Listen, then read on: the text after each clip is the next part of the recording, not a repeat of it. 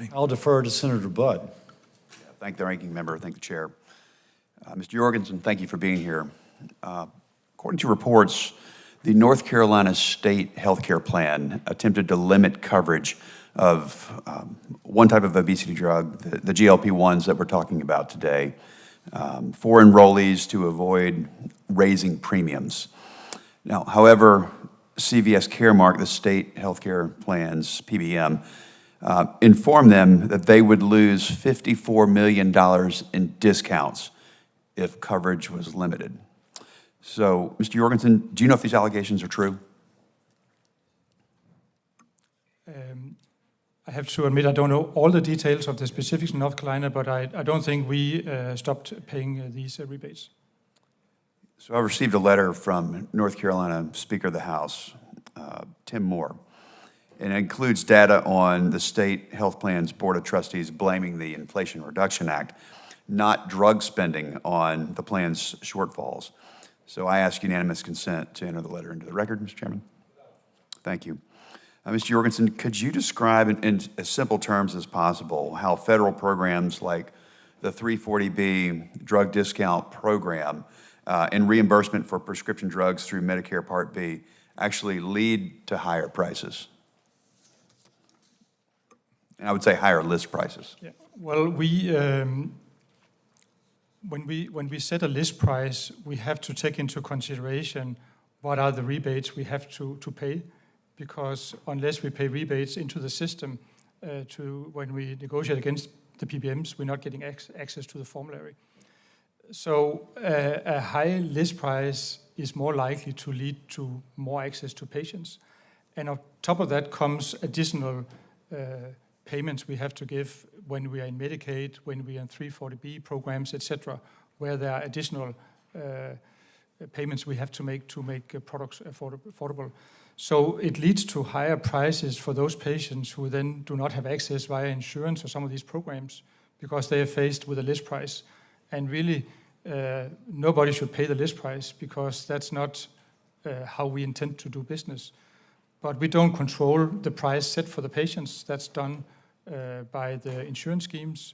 We only negotiate against the PBMs to make sure that we can move products to patients. But whether patients get insurance coverage and what price they pay, we have no impact on. It seems like an industry with a lot of strange incentives. You know, last November, the Wall Street Journal reported that PBMs often favor drugs with higher list prices. And I appreciate my colleague, Senator Collins' line of questioning. But the favoring drugs with higher list prices is because PBMs are reimbursed based on a percentage of the drug's list price, as I understand it. That means PBMs are going to make more money if they cover the higher priced drugs. So here's, for an example, insulin. One type of insulin had a list price of $274, while an unbranded version of the same insulin had a list price of $25. And even though the unbranded version was $250 cheaper, the PBM didn't cover the cheaper version. So, and my understanding is only half of Americans have insurance coverage for that cheaper insulin. So this is a direct result of PBMs favoring the more expensive type of insulin. So I understand and I appreciate your statement earlier that whatever's best for patients. And I believe that, you and the many great team members that you have at Novo. So Mr. Jorgensen, are there ways to reduce these perverse incentives? We're asking for suggestions here. And perhaps this will come in ongoing discussions with the committee.